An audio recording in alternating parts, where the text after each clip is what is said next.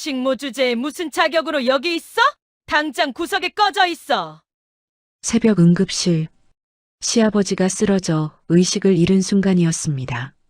나경은 밤새 간병하며 시아버지 손을 꼭 잡고 있었죠. 하지만 시어머니가 도착하자마자 던진 첫 마디가 이것이었습니다. 10년 동안 며느리로 살았지만 그녀에게 나경은 식모였습니다. 병실 구석으로 쫓겨난 나경. 남편은 아무 말도 하지 않았고 시어머니는 냉소를 지었죠. 그 순간 나경은 휴대폰을 꺼내 한 통의 전화를 걸었습니다.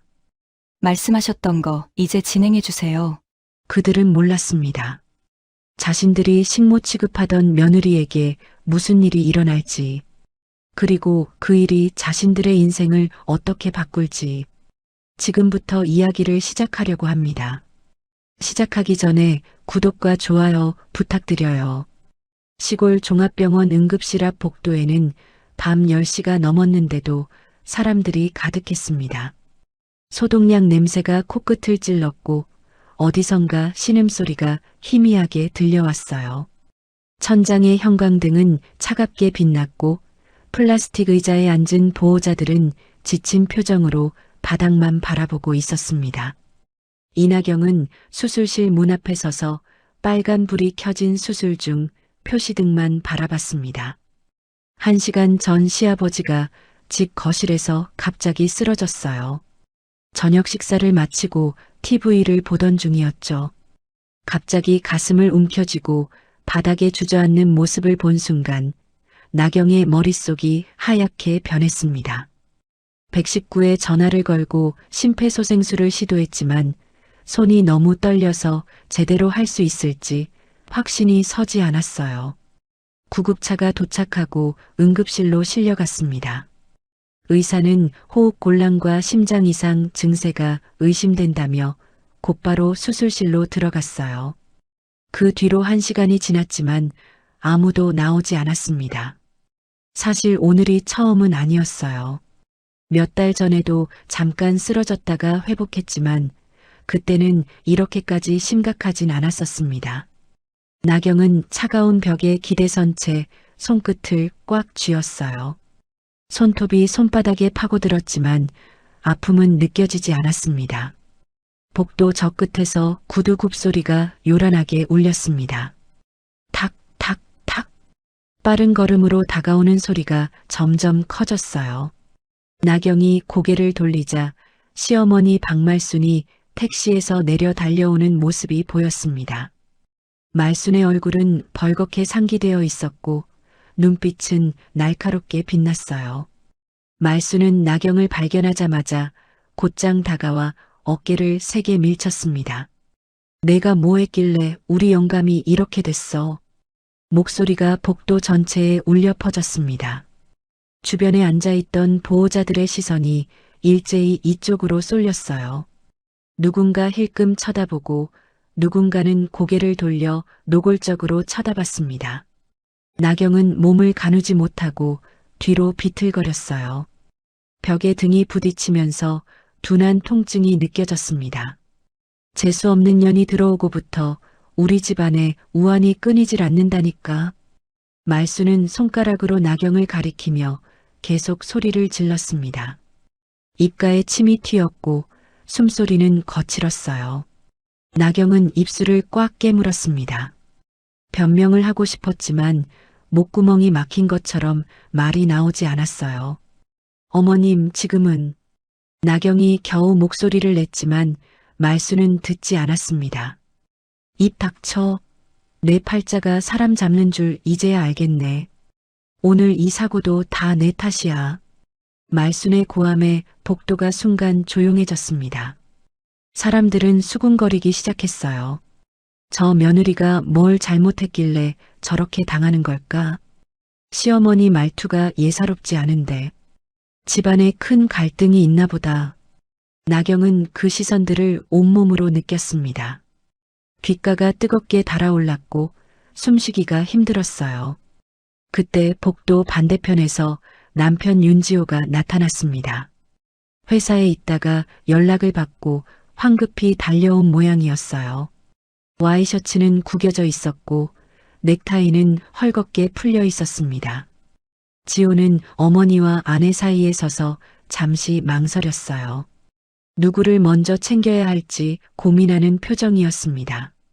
어머니, 일단 진정하세요. 지호의 목소리는 떨렸습니다.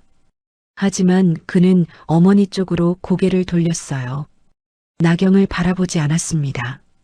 오히려 벽에 기대서서 시선을 피했어요. 입으로는 지금 싸울 때가 아니라고 중얼거렸지만 그의 눈빛은 분명히 아내를 원망하고 있었습니다. 나경은 남편의 표정을 읽었습니다. 차가운 시선, 굳은 입술, 외면하는 고개. 그 모든 것이 자신을 향한 비난이라는 걸 알았어요. 가슴이 무너지는 것 같았습니다. 10년을 함께 산 사람이 이렇게 쉽게 등을 돌릴 수 있다는 게 믿기지 않았어요. 지금 내가 할 말이 그거야? 아버지 상태부터 확인해야 하는 거 아니야? 말순이 아들을 다그쳤습니다. 지호는 고개를 끄덕이며 수술실 문 쪽으로 걸어갔어요. 그 과정에서 나경 앞을 지나갔지만 눈 한 번 마주치지 않았습니다. 나경은 그 뒷모습을 바라보며 주먹을 쥐었어요. 손톱이 손바닥 살을 파고들었고 미세한 통증이 퍼졌습니다. 주변 보호자들은 계속 수군거렸습니다. 한 중년 여성이 옆 사람에게 속삭였어요. 저런 집안 분위기면 며느리가 얼마나 힘들었을까. 다른 사람은 고개를 저었습니다. 아니야, 시어머니 말투 좀 봐. 뭔가 큰 문제가 있는 것 같은데. 또 다른 사람은 핸드폰을 꺼내 무언가를 검색하는 듯 했어요. 나경은 그 모든 시선을 견디며 플라스틱 의자에 앉았습니다. 차가운 의자가 허벅지를 눌렀고 복도의 냉기가 온몸을 감쌌어요. 시간이 천천히 흘렀습니다. 수술실 문은 여전히 굳게 닫혀 있었고 빨간 불은 계속 켜져 있었어요. 의사는 나오지 않았습니다. 말수는 복도 끝 의자에 앉아 한숨만 내쉬었어요. 지호는 수술실 문 앞을 서성이며 초조하게 손톱을 물어뜯었습니다. 나경은 혼자 떨어져 앉아 천장을 바라봤습니다. 형광등 불빛이 눈부셨지만 눈을 감지 않았어요. 무슨 일이 어떻게 여기까지 왔는지 그 누구도 설명해주지 않았습니다. 해명할 기회도 없었고 위로받을 틈도 없었어요. 화살만 계속 자신에게 날아왔습니다. 손끝이 차갑게 식어갔습니다. 복도의 차가운 공기가 피부를 스치고 멀리서 들리는 구급차 사이렌 소리가 귓가에 맴돌았어요. 나경은 두 손을 깍지 껴 무릎 위에 올려놓았습니다. 손이 떨렸지만 꾹 참았어요. 눈물이 핑 돌았지만 흘리지 않았습니다. 말수는 다시 한번 나경 쪽을 노려봤습니다. 내가 이 집에 들어온 게 천년만년 후회스럽다. 진작 내쫓았어야 했어. 그 말에 지호는 아무 반응도 하지 않았습니다. 고개를 돌려 수술실 문만 바라볼 뿐이었어요. 나경은 입술을 깨물며 시선을 바닥으로 떨어뜨렸습니다. 바닥의 흰 타일에는 먼지가 쌓여 있었고 복도 조명이 희미하게 반사됐어요. 복도에는 원망과 추측만 떠돌았습니다. 진실은 아무도 몰랐어요. 왜 시아버지가 쓰러졌는지, 왜 시어머니가 이렇게까지 며느리를 몰아세우는지, 왜 남편이 아내를 외면하는지, 모든 이유는 침묵 속에 묻혀 있었습니다. 나경은 조용히 숨을 들이마셨습니다. 소독약 냄새가 폐 깊숙이 들어왔고 가슴이 답답했어요. 긴 밤은 이제 막 시작되었습니다. 수술실 문은 여전히 닫혀 있었고 차가운 형광등 불빛은 복도를 밝히고 있었어요. 나경은 그 빛 아래 홀로 앉아 아무 말도 하지 않았습니다. 시간은 10년 전으로 거슬러 올라갑니다. 23세 이나경은 지역 내과의원에서 간호조무사로 일하고 있었어요. 하얀 가운을 입고 환자들을 맞이하고 주사를 놓고 약을 조제하는 일상이었습니다. 월급은 많지 않았지만 나경은 성실했어요. 새벽 6시에 일어나 병원에 가장 먼저 출근했고 퇴근 후에는 의학 용어를 공부했습니다. 윤지호를 처음 만난 건 병원 앞 버스 정류장에서였습니다. 비가 내리는 저녁이었고 우산이 없던 나경은 처마 밑에서 비를 피하고 있었어요. 지호가 우산을 건넸습니다. 쓰고 가라는 말과 함께였죠. 나경은 머뭇거렸지만 결국 받아들였어요. 다음 날 우산을 돌려주러 갔고 그렇게 두 사람은 가까워졌습니다. 6개월의 연애 끝에 지호가 청혼을 했습니다. 나경의 부모님은 돌아가셨고 친척도 거의 없었어요. 지호는 그런 나경을 감싸주는 것처럼 보였습니다. 결혼하면 가족이 생긴다는 말에 나경은 설레었어요. 외로운 삶에서 벗어날 수 있을 거라 믿었습니다. 결혼식은 소박했습니다. 하객도 많지 않았고 피로연도 간단했어요. 지호의 부모님인 박말순과 윤창호는 며느리를 반갑게 맞이했습니다. 말순은 나경의 손을 잡고 말했어요. 이제 우리 딸이야. 편하게 생각해. 그날의 따뜻한 말이 진심이라고 나경은 믿었습니다. 결혼 첫날 밤 나경은 시댁으로 들어갔습니다. 오래된 2층 집이었고 2층은 신혼부부가 쓰게 됐어요. 나경은 짐을 정리하고 저녁 식사 준비를 도왔습니다. 말수는 며느리가 부엌일을 잘한다며 만족스러운 표정을 지었어요. 저녁 식사가 끝나고 설거지를 마친 뒤 식탁에 모두 앉았습니다. 말수는 서랍에서 통장 여러 개를 꺼내 식탁 위에 척 올려놓았어요. 나경은 무슨 일인가 싶어 남편을 쳐다봤습니다. 지호는 아무 말도 하지 않았어요. 앞으로 돈은 다 한 통장으로 모아. 내 월급도 나오는 대로 가져와야 해. 말순의 목소리는 단호했습니다. 나경은 당황했어요. 갓 결혼한 사람이 자기 월급을 시어머니에게 맡긴다는 게 이상하게 느껴졌습니다. 하지만 거절할 분위기는 아니었어요. 말수는 계속 말을 이었습니다. 살림은 내가 책임질 테니까 쓸데없이 굴리지 마. 돈 관리는 내가 제일 잘하거든. 나경은 지호를 다시 한번 바라봤습니다. 남편이 뭔가 말해주길 기대했어요. 하지만 지호는 고개를 끄덕이며 어머니 편을 들었습니다. 어머니가 돈 관리는 진짜 잘하시거든. 그냥 맡기는 게 나아. 그 순간 나경의 가슴이 철렁 내려앉았습니다. 하지만 첫날부터 문제를 만들고 싶지 않았어요. 나경은 조용히 고개를 숙이며 대답했습니다. 네, 어머님. 그날 밤 나경은 통장과 도장을 시어머니에게 건넸습니다. 말수는 통장을 받아들고 만족스럽게 웃었어요. 나경은 그 웃음이 왜인지 불편했지만 내색하지 않았습니다. 그 뒤로 나경의 삶은 완전히 달라졌습니다. 매달 월급이 나오면 통장을 시어머니에게 가져다 드려야 했어요. 말수는 통장 정리를 하며 입출금 내역을 일일이 확인했습니다. 커피 한 잔 사 먹은 것도 버스비로 쓴 것도 모두 체크했어요. 이건 뭐야? 편의점에서 5,000원 썼네? 말순이 물으면 나경은 설명해야 했습니다. 점심을 못 먹어서 김밥을 샀다고, 갑자기 비가 와서 우산을 샀다고 매번 이유를 대야 했어요. 말수는 그때마다 한숨을 쉬며 말했습니다. 돈을 물 쓰듯 하면 어떡해. 앞으로 조심해. 나경은 점점 돈을 쓰는 것 자체가 두려워졌습니다. 친구들이 커피 마시자고 해도 거절했어요. 옷이 낡아도 새로 사지 못했습니다. 생활비는 한 달에 한 번 정해진 금액만 받았고 그것도 영수증과 함께 정산해야 했어요. 몇 달이 지나면서 명절이 다가왔습니다. 추석이었고 시댁 친척들이 모두 모였어요. 나경은 새벽부터 일어나 음식을 준비했습니다. 전을 부치고 나물을 무치고 상을 차렸어요. 손이 부르트고 허리가 아팠지만 쉴 틈이 없었습니다. 제사가 끝나고 친척들이 거실에 모여 이야기를 나눴습니다. 말수는 자랑스럽게 말했어요. 우리 집은 아들이 벌고 며느리가 집 지키는 구조야. 요즘 세상에 보기 드물지? 친척들이 고개를 끄덕였습니다. 우리 집안은 원래 잘 나갔거든.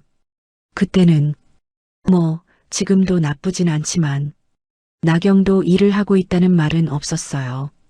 나경의 월급은 언급조차 되지 않았습니다.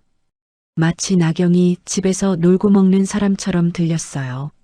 나경은 입술을 깨물었지만 아무 말도 하지 않았습니다. 설거지를 하면서 신우이가 나경에게 말했습니다. 언니, 어머니한테 잘 보여야 해. 안 그러면 나중에 힘들어. 그 말이 무슨 뜻인지 나경은 알 것 같았어요. 이미 힘들었지만 더 힘들어질 수도 있다는 뜻이었습니다. 시간이 흐르면서 나경은 집안에서 점점 투명인간처럼 변해갔습니다. 의견을 내도 무시당했고 피곤하다는 말조차 불평으로 취급됐어요. 말수는 나경이 한 번이라도 늦게 들어오면 핸드폰을 확인했습니다. 누구를 만났는지 어디를 갔는지 일일이 물었어요. 왜 이렇게 늦게 와? 누구 만났어? 병원에 환자가 많아서 늦었어요. 어머님. 그래. 그럼 다음부터는 미리 전화해. 집에서 기다리는 사람 생각도 좀 해야지. 나경은 점점 말수가 줄어들었습니다. 무슨 말을 해도 돌아오는 건 간섭과 통제뿐이었어요. 지호는 그런 어머니를 말리지 않았습니다. 오히려 나경에게 이해하라고 말했어요. 어머니가 원래 그러시는 거야. 너무 신경 쓰지 마. 하지만 신경 쓰지 않을 수 없었습니다. 매일 감시당하고 매일 통제당하는 삶이었어요. 나경은 숨이 막히는 것 같았습니다. 그 와중에 유일하게 따뜻한 사람은 시아버지 윤창호였습니다. 창호는 말이 많지 않은 사람이었어요. 과거 지역에서 작은 사업체를 운영했던 사람이었지만 몇 년 전 사업을 정리하고 은퇴한 뒤로는 조용히 살고 있었습니다. 하지만 나경이 늦게 퇴근하면 밥을 더 떠주고 명절 설거지가 끝나면 슬쩍 10,000원짜리 지폐를 쥐어주곤 했습니다. 수고했어요, 며느리. 짧은 말이었지만 나경에게는 큰 위로가 됐어요. 창호는 나경을 며느리가 아니라 한 사람으로 대해주는 것 같았습니다. 나경은 그저 시아버지가 마음 따뜻한 사람이라고만 생각했어요. 하지만 창호는 이미 알고 있었습니다. 아내가 며느리를 어떻게 대하는지, 아들이 얼마나 무책임한지. 그래서 조용히 준비를 시작했어요. 언젠가 며느리가 이 집에서 밀려날 때를 대비해서. 그 사실을 나경은 전혀 몰랐습니다. 몇 년이 흐르는 동안 나경의 삶은 반복됐습니다. 새벽에 일어나 출근하고 밤늦게 퇴근해서 집안일을 하고 주말에는 시댁일을 도왔어요. 자신만의 시간은 거의 없었습니다. 친구들과도 멀어졌고 취미도 포기했어요. 어느 날 나경은 거울을 보다가 깜짝 놀랐습니다. 거울 속 자신의 얼굴이 낯설었어요. 눈빛은 흐려졌고 입가에는 웃음기가 사라졌습니다. 23에 밝았던 모습은 어디에도 없었어요. 나경은 거울 앞에서 한참을 서 있었습니다. 그날 밤 나경은 침대에 누워 천장을 바라봤습니다. 지호는 옆에서 코를 골고 있었어요. 나경은 조용히 눈물을 흘렸습니다. 소리내지 않고 몸을 떨지 않고 그저 눈물만 흘렀어요. 백엔잎이 젖어갔지만 아무도 몰랐습니다. 결혼이 이런 건지 가족이 이런 건지 나경은 알 수 없었습니다. 다만 한 가지는 확실했어요. 자신은 점점 사라지고 있다는 것.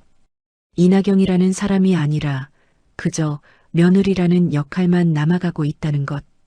그 깨달음이 가슴을 무겁게 짓눌렀습니다. 결혼 4년 차가 되자 집안 분위기가 조금씩 달라지기 시작했습니다. 처음에는 미세한 변화였어요. 지호가 퇴근 후 맥주를 마시는 횟수가 늘었고 말순의 한숨소리가 잦아졌습니다. 나경은 그저 일시적인 스트레스라고 생각했어요. 하지만 시간이 갈수록 집안의 공기는 무거워졌습니다. 지호가 다니던 중소무역회사는 환율 변동으로 타격을 입었습니다. 달러 가치가 요동치면서 수출 계약이 줄줄이 취소됐어요. 거래처 한 곳이 부도를 냈고 그 여파로 회사 매출이 급감했습니다. 지호는 집에 돌아와서도 노트북을 펴고 밤늦게까지 일했어요.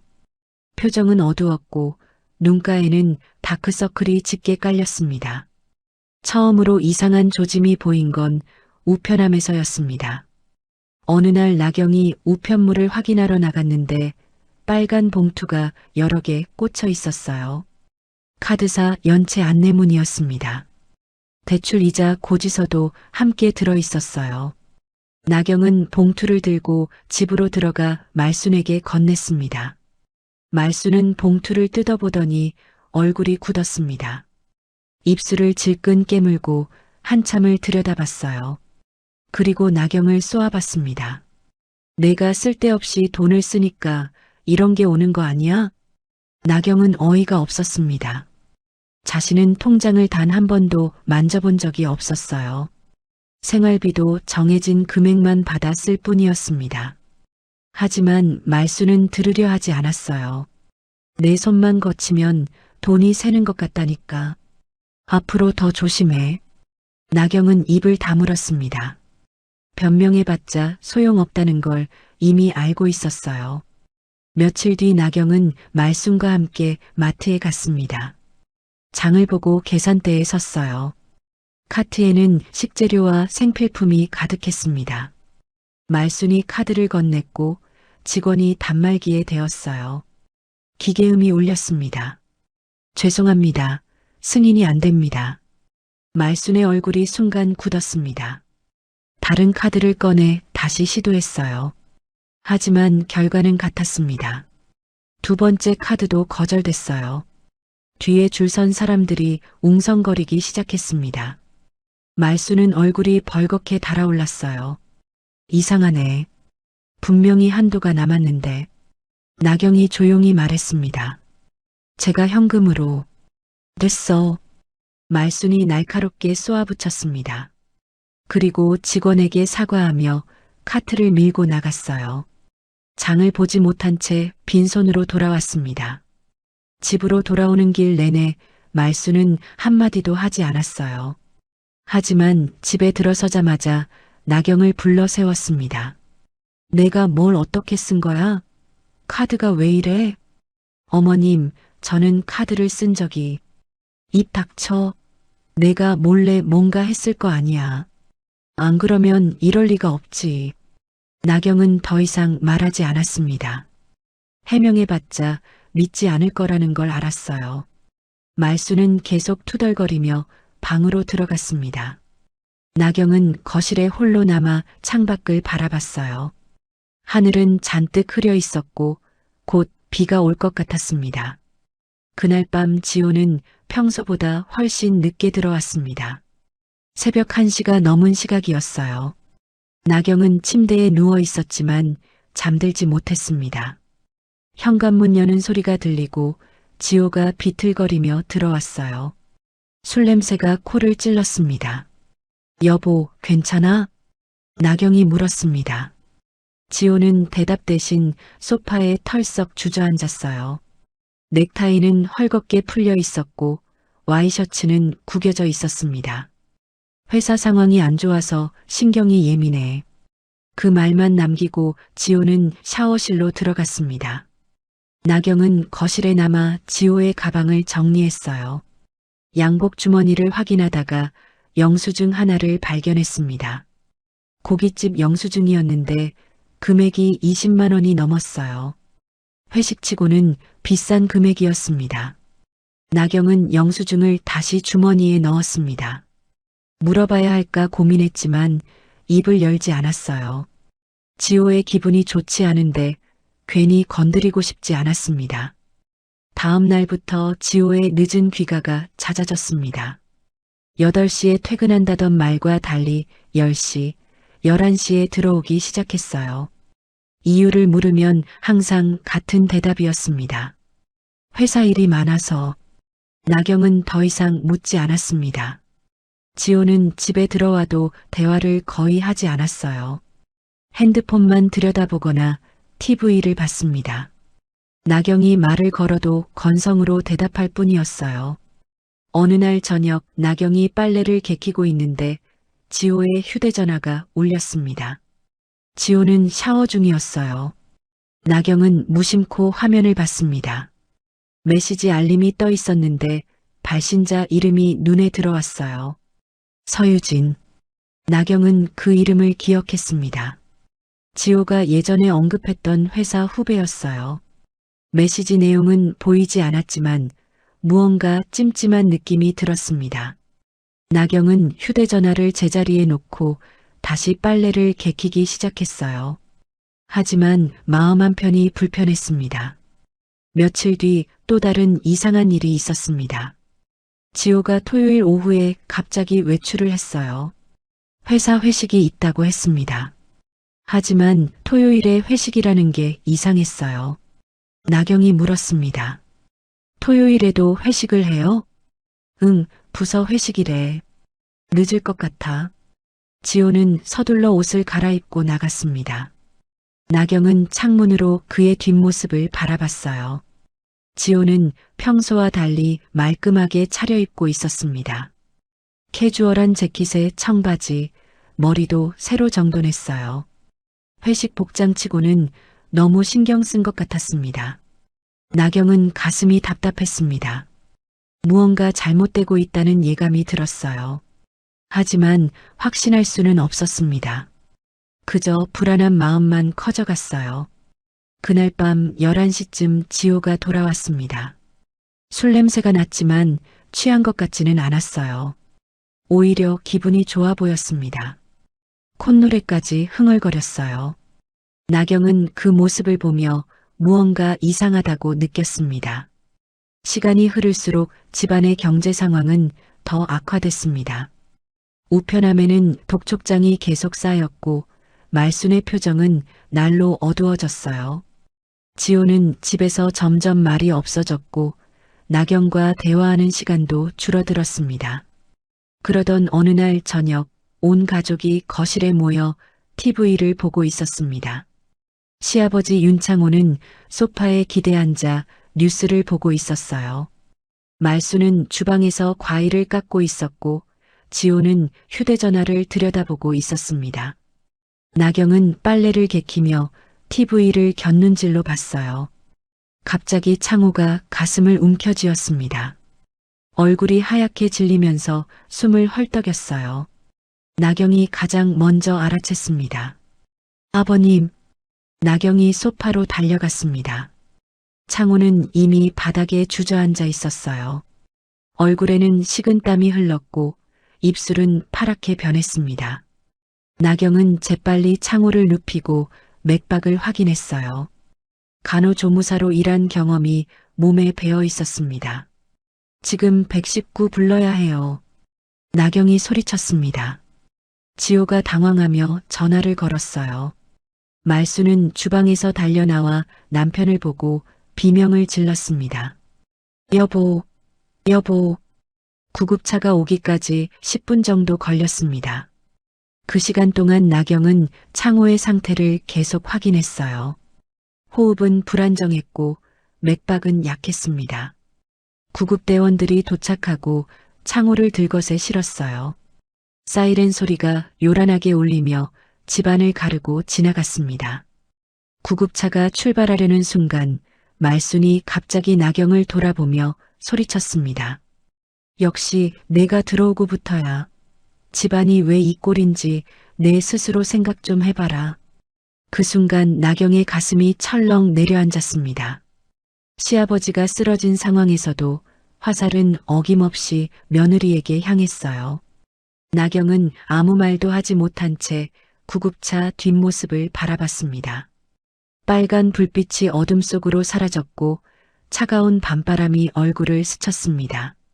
시아버지가 중환자실에 입원한 뒤 집은 더 차갑고 삭막해졌습니다. 창호는 의식을 회복했지만 상태는 불안정했어요. 의사는 심근경색 초기 단계라며 최소 일주일은 중환자실에 있어야 한다고 했습니다. 면회는 하루에 2번, 한 번에 10분씩만 가능했어요. 나경은 매일 병원에 갔습니다. 아침 6시에 일어나 시아버지가 좋아하는 미역국을 끓였어요.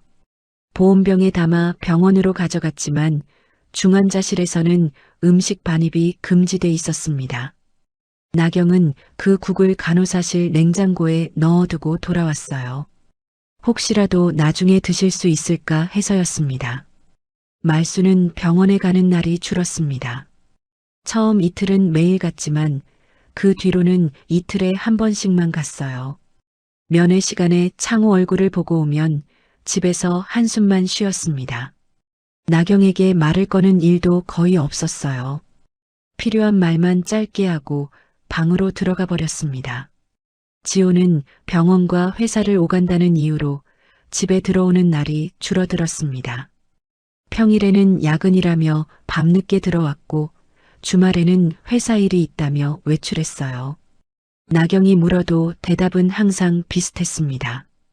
회사 상황이 안 좋아서 정신없어. 나도 어쩔 수 없어. 지호의 표정은 날로 어두워졌습니다. 눈가에는 다크서클이 짙었고 턱수염도 제대로 깎지 않았어요. 하지만 외출할 때는 달랐습니다. 깔끔하게 면도를 하고 향수도 뿌렸어요. 나경은 그 모습을 보며 가슴 한편이 불편했습니다. 어느 날 저녁 나경은 세탁을 하려고 빨래통을 들었습니다. 지호의 와이셔츠와 양복 바지가 들어 있었어요. 나경은 습관처럼 주머니를 확인했습니다. 양복 주머니에서 접힌 종이가 만져졌습니다. 나경은 꺼내서 펼쳤어요. 호텔 영수증이었습니다. 날짜는 지난주 목요일 지호가 회사 워크숍이라고 했던 날이었어요. 하지만 워크숍 장소는 지방연수원이라고 들었습니다. 서울 시내 호텔 영수증이 나올 이유가 없었어요. 나경의 손끝이 차가워졌습니다. 영수증을 자세히 들여다봤어요. 객실 요금 18만 원, 체크인 오후 6시, 체크아웃 오전 10시, 하룻밤을 묵은 기록이었습니다. 나경은 영수증을 다시 접어 주머니에 넣으려다가 멈췄어요. 뒷면에 뭔가 적혀 있었습니다. 손글씨였습니다. 파란 펜으로 적은 메모였어요. 글씨는 여자 필체 같았습니다. 다음에 또 보자라는 짧은 문장이 적혀 있었어요. 나경은 그 글씨를 한참 바라봤습니다. 가슴이 먹먹해지면서 숨쉬기가 힘들었어요. 나경은 영수증을 주머니에 다시 넣고 세탁을 계속했습니다. 아무 일 없다는 듯이 세탁기를 돌렸어요. 하지만 마음속에는 어둡고 무거운 확신이 자리 잡았습니다. 남편이 거짓말을 하고 있다는 것, 누군가와 호텔에 갔다는 것, 그 사실이 천천히 가슴을 조여왔어요. 그날 밤 지호는 11시가 넘어 들어왔습니다. 현관문을 열고 들어서는데 술 냄새가 났어요. 하지만 취한 것 같지는 않았습니다. 걸음걸이도 멀쩡했고 말도 또렷했어요. 지호는 소파에 앉아 넥타이를 풀었습니다. 오늘 회식 있었어. 피곤하다. 나경은 부엌에서 물을 따라 건넸습니다. 지호는 물을 단숨에 마시고 욕실로 들어갔어요. 샤워 소리가 들렸습니다. 나경은 거실에 남아 지호의 가방을 정리했어요. 평소처럼 서류를 꺼내고 지갑을 확인했습니다. 그때 지호의 휴대전화가 탁자 위에서 울렸습니다. 진동 소리가 조용한 거실에 크게 울렸어요. 나경은 무심코 화면을 봤습니다. 메시지 알림이 떠 있었어요. 발신자는 서유진이었습니다. 메시지 미리 보기가 화면에 보였어요. 오늘은 진짜 보고 싶어요. 언제 만날 수 있어요? 나경의 심장이 세게 뛰었습니다. 손끝이 떨렸고 입술이 바짝 말랐어요. 나경은 화면을 끝까지 열어보지 않았습니다. 휴대전화를 제자리에 놓고 부엌으로 돌아갔어요. 설거지통에 쌓인 그릇을 닦기 시작했습니다. 물소리가 요란했고 비누 거품이 손에 묻었어요. 하지만 손은 계속 떨렸습니다. 지호가 샤워를 마치고 나왔습니다. 머리를 말리며 휴대전화를 확인했어요. 메시지를 읽는 모양이었습니다. 지호의 입가에 미세한 미소가 스쳤어요. 그 모습을 본 나경의 가슴이 서늘해졌습니다. 나경은 설거지를 마치고 침대에 누웠습니다. 지호는 한참 뒤에 들어와 옆에 누웠어요. 등을 돌린 채 금방 잠들었습니다. 나경은 천장을 바라보며 눈을 감지 못했어요. 어둠 속에서 지호의 숨소리만 들렸습니다. 다음 날부터 지호의 늦은 귀가는 더 잦아졌습니다. 새벽 1시, 2시에 들어오는 날도 있었어요. 핑계는 항상 비슷했습니다. 회사 일이 많다는 것, 거래처와 술자리가 있었다는 것. 나경은 더 이상 묻지 않았어요. 물어봤자 거짓말만 돌아올 테니까요. 말수는 그런 아들을 감싸기 시작했습니다. 어느 날 저녁 나경이 혼자 저녁 식사를 하고 있는데 말순이 거실로 나왔어요. 나경을 내려다보며 차갑게 말했습니다. 남편 뒷바라지는 제대로 하는 거야? 남자가 밖에서 딴 데 눈 돌리는데도 다 이유가 있는 법이거든. 나경은 수저를 든 손이 멈췄습니다. 말수는 계속 말을 이었어요. 집에서 따뜻하게 맞아주질 못하니까 남자가 밖에서 위로받으려고 하는 거지. 다 내 탓이야. 나경은 아무 대답도 하지 않았습니다. 변명해봤자 소용없다는 걸 알았어요. 말수는 코웃음을 치며 방으로 들어갔습니다. 나경은 홀로 남아 식사를 마쳤어요. 밥을 삼키는 게 힘들었지만 억지로 넘겼습니다. 병원에서 시아버지를 면회하는 시간만이 유일한 위안이었습니다. 창호는 중환자실 침대에 누워 산소 마스크를 쓰고 있었어요. 하지만 눈은 또렷했습니다. 나경이 들어가면 고개를 돌려 바라봤어요. 며느라, 고생이 많다. 창호의 목소리는 약했지만 따뜻했습니다. 나경은 그 말에 눈물이 핑 돌았어요. 하지만 울지 않았습니다. 억지로 미소를 지으며 대답했어요. 괜찮아요, 아버님. 빨리 나으셔야죠. 창호는 나경의 손을 가만히 잡았습니다. 주름진 손이었지만 따뜻했어요. 나경은 그 온기가 고마웠습니다. 면회 시간이 끝나고 나올 때마다 나경은 복도에서 한참을 서 있었어요. 다시 집으로 돌아가기가 두려웠습니다. 집에 돌아오면 차가운 공기가 먼저 맞이했습니다. 말수는 나경을 외면했고 지호는 없었어요. 나경은 혼자 저녁을 차리고 혼자 먹었습니다. 설거지를 하고 빨래를 개키고 청소를 했어요. 모든 일을 혼자 했습니다. 밤이 되면 나경은 침대에 누워 천장을 바라봤습니다. 지호가 언제 들어올지 알 수 없었어요. 1시간을 기다려도 오지 않았고 2시간이 지나도 문은 열리지 않았습니다. 나경은 그 시간 동안 혼자 생각했어요. 이 집에서 자신에게 남은 자리는 무엇일까? 며느리라는 이름뿐일까? 아니면 그마저도 없는 걸까? 나경은 답을 찾을 수 없었습니다. 다만 한 가지는 확실했어요. 자신은 점점 사라지고 있다는 것. 이나경이라는 사람이 아니라 그저 투명한 존재로 변해가고 있다는 것. 어느 날 밤 나경은 병원 편의점에서 도시락을 샀습니다. 시아버지 면회를 마치고 배가 고팠지만 집에 가기 싫었어요. 병원 로비 의자에 앉아 혼자 도시락을 먹었습니다. 플라스틱 숟가락으로 밥을 떠먹으며 창밖을 바라봤어요. 밤하늘에는 별이 하나도 보이지 않았습니다. 그렇게 혼자 밥을 먹는 밤이 늘어갔습니다. 이 집에서 자신의 자리는 점점 좁아지고 있었어요. 남편은 멀어졌고 시어머니는 차갑고 유일하게 따뜻했던 시아버지는 병상에 누워 있었습니다. 나경은 외로웠지만 누구에게도 말하지 않았어요. 그저 조용히 하루하루를 견뎌낼 뿐이었습니다. 시아버지가 병원에 입원한 지 열흘째 되던 날 나경은 퇴근 후 집으로 돌아왔습니다. 현관문을 열자 거실에서 목소리가 들렸어요. 말순과 지호가 무언가 이야기를 나누고 있었습니다. 나경이 신발을 벗고 들어서자 두 사람의 대화가 뚝 끊겼어요. 말순이 나경을 노려봤습니다. 차가운 눈빛이었어요. 지호는 소파에 앉아 고개를 돌렸습니다. 나경은 가방을 내려놓으며 물었어요. 무슨 일이세요? 말순이 팔짱을 끼고 입을 열었습니다. 이제 끝내라. 이혼해. 나경의 몸이 굳었습니다. 예상은 했지만 막상 들으니 심장이 철렁 내려앉았어요. 말순은 계속 말을 이었습니다. 우리 집안에 내가 들어오고부터 좋은 일이 하나도 없었어. 돈도 안 되고 영감은 쓰러지고 이제 더는 못 봐주겠어. 나경은 남편을 바라봤습니다. 지호는 눈을 마주치지 않았어요. 손톱만 물어뜯으며 시선을 피했습니다. 나경이 조용히 물었어요. 당신 생각은?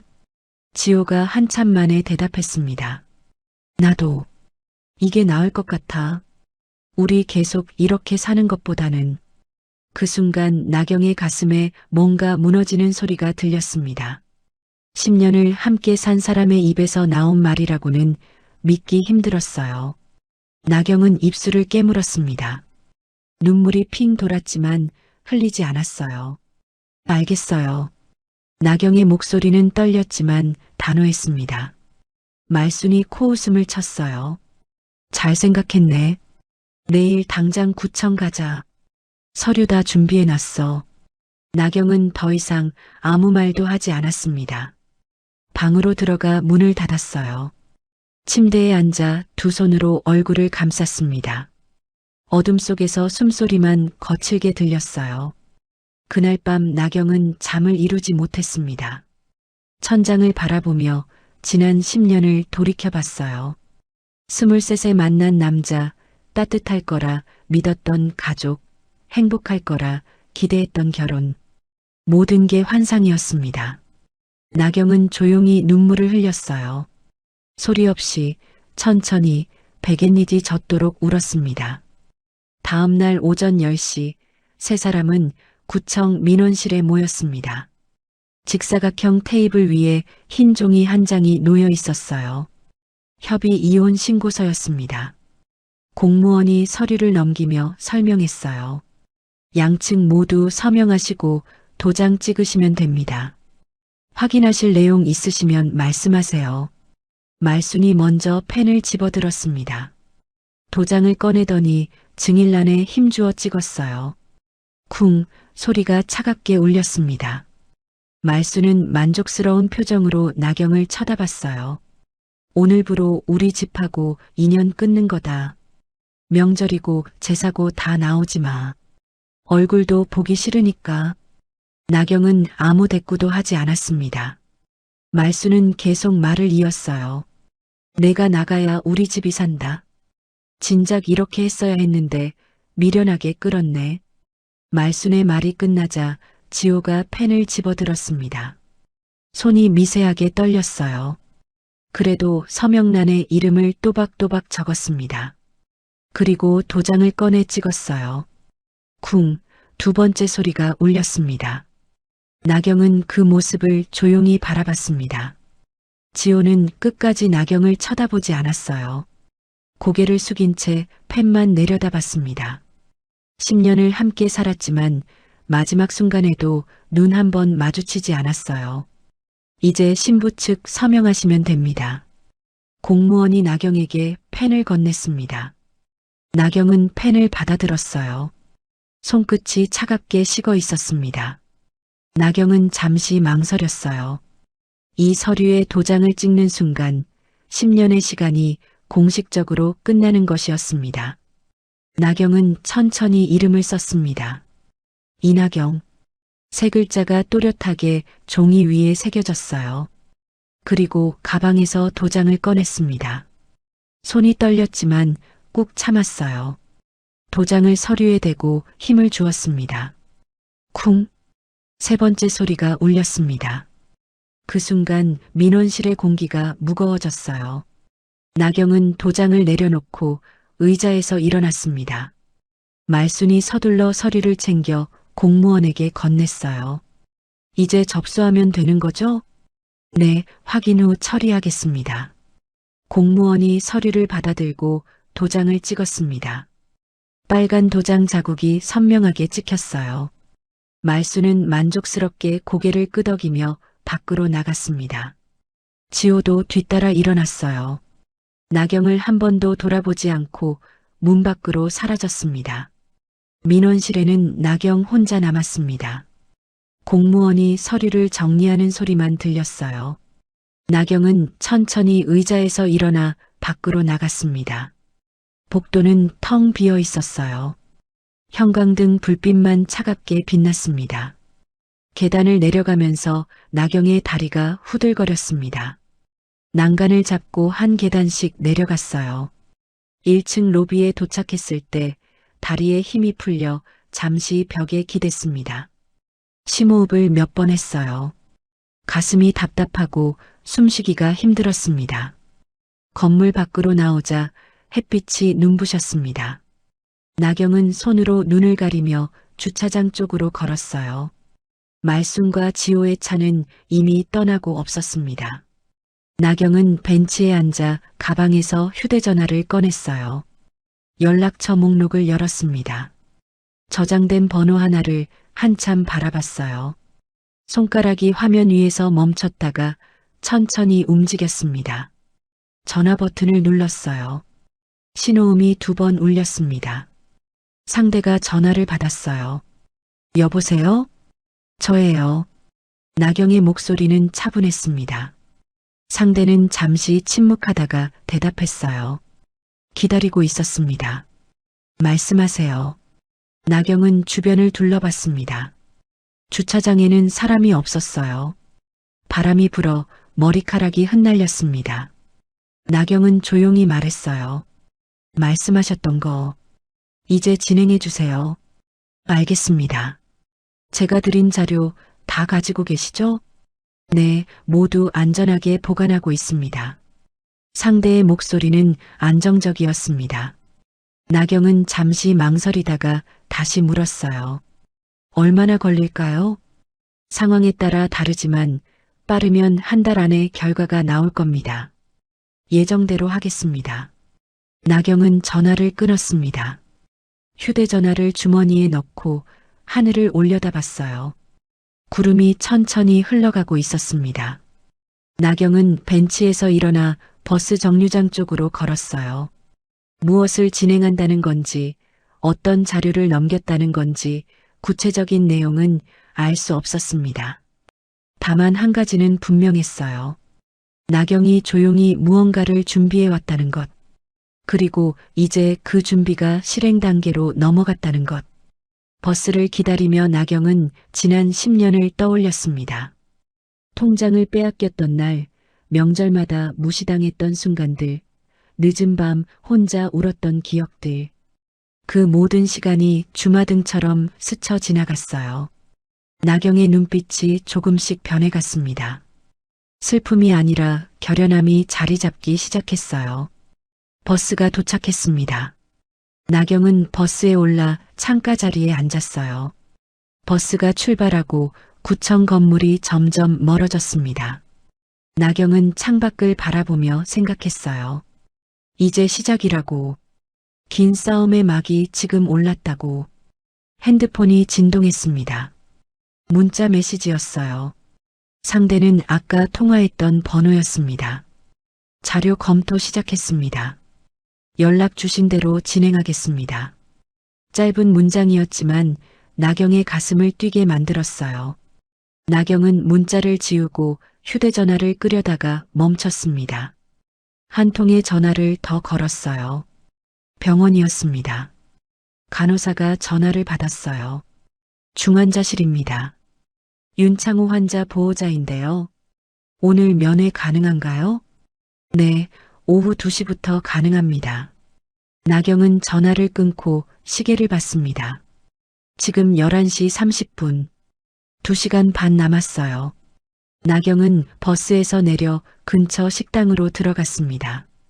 혼자 식사를 주문하고 창가 자리에 앉았어요. 밥이 나오고 나경은 천천히 먹기 시작했습니다. 입맛은 없었지만 억지로 삼켰어요. 힘을 내야 했습니다. 앞으로 갈 길이 멀었으니까요. 나경은 밥을 다 먹고 물을 마셨습니다. 그리고 조용히 자리에서 일어났어요. 병원으로 가는 길, 나경의 발걸음은 무거웠지만 흔들리지 않았습니다. 하늘은 여전히 흐렸고 바람은 차가웠어요. 하지만 나경은 계속 걸었습니다. 멈추지 않고 뒤돌아보지 않고 그저 앞으로만 나아갔어요. 이혼 서류를 제출한 지 사흘이 지났습니다. 나경은 작은 원룸을 얻어 짐을 옮겼어요. 시댁에서 가져온 건 옷가방 하나와 개인 물품뿐이었습니다. 10년을 살았지만 남은 건 별로 없었어요. 통장도 없고 저축도 없고 그저 월세 보증금으로 쓸 돈만 간신히 모아뒀습니다. 나경은 병원 일을 계속했습니다. 새벽 6시에 일어나 출근했고 저녁 6시에 퇴근했어요. 일과가 끝나면 시아버지 병원에 들렀습니다. 이혼했지만 면회는 계속했어요. 창호는 일반 병실로 옮긴 상태였습니다. 며느리가 아니라도 괜찮아. 그냥 편하게 와라. 창호의 말에 나경은 고개를 끄덕였습니다. 아버님은 제게 잘해주셨잖아요. 당연한 거예요. 창호는 미안한 표정으로 나경의 손을 잡았어요. 주름진 손이었지만 따뜻했습니다. 어느 날 오후 나경은 동네 마트에 장을 보러 갔습니다. 카트를 밀며 식재료를 고르고 있었어요. 그때 뒤에서 누군가 조심스럽게 말을 걸었습니다. 저기, 혹시 나경 씨 맞죠? 나경이 돌아보자 같은 아파트에 사는 이웃이었습니다. 40대 중반쯤 되어 보이는 여자였어요. 나경은 고개를 끄덕였습니다. 네, 맞아요. 이웃은 난처한 표정을 지었습니다. 말을 꺼내기 힘든 듯 입술을 달싹였어요. 그러다 작은 목소리로 물었습니다. 어머님이 방송에 나오셨던데 혹시 괜찮아요? 나경의 손이 멈췄습니다. 방송이라는 말에 가슴이 철렁했어요. 이웃은 계속 말을 이었습니다. 케이블 채널인데 제가 우연히 봤어요. 많이 힘드셨겠어요. 나경은 무슨 말인지 정확히 알 수 없었습니다. 하지만 좋은 내용은 아닐 거라는 예감이 들었어요. 나경은 억지로 미소를 지으며 대답했습니다. 아, 네. 괜찮아요. 이웃은 어색하게 웃으며 자리를 떴습니다. 나경은 카트를 붙잡은 채 그 자리에 서 있었어요. 방송이라니. 무슨 방송에 나왔다는 걸까? 나경의 머릿속이 복잡해졌습니다. 장을 보고 집으로 돌아온 나경은 노트북을 켰습니다. 지역 케이블 방송국 홈페이지에 접속했어요. 다시 보기 메뉴를 클릭하고 최근 방영 프로그램 목록을 훑었습니다. 며칠 전 방송된 토크쇼 썸네일에서 익숙한 얼굴이 보였어요. 박말순이었습니다. 나경은 마우스를 클릭했습니다. 동영상이 재생되기 시작했어요. 스튜디오에는 진행자와 패널 몇 명이 앉아 있었고 게스트석에 말순이 앉아 있었습니다. 화면 하단에는 자막이 흘렀어요. 가족 간의 금전 문제 어떻게 풀어야 할까? 진행자가 말순에게 물었습니다. 어머님, 오늘 사연이 좀 복잡하시다고 들었는데요. 편하게 말씀해 주세요. 말순은 손수건으로 눈가를 닦았습니다. 눈물이 글썽이고 있었어요.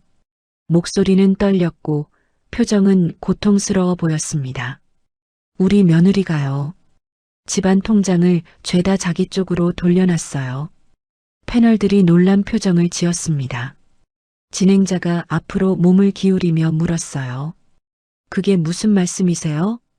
저희 노후 자금이 있었거든요. 남편이 평생 모은 돈인데 어디로 빼돌렸는지 모르겠어요. 말순의 목소리는 떨렸습니다. 진행자는 고개를 끄덕이며 공감하는 표정을 지었어요. 그건 정말 심각한 문제네요. 그것도 모자라서 이혼하자는 소리만 하고 우리 가족 완전히 망가뜨렸어요. 말수는 눈물을 흘리며 말을 이었습니다. 화면에는 자막이 떴어요. 며느리의 재산 가로채기. 패널 한 명이 안타까운 표정으로 말했습니다. 요즘 그런 경우가 종종 있다고 들었어요. 법적으로 대응하셔야 할 것 같은데요. 진행자도 고개를 끄덕였습니다.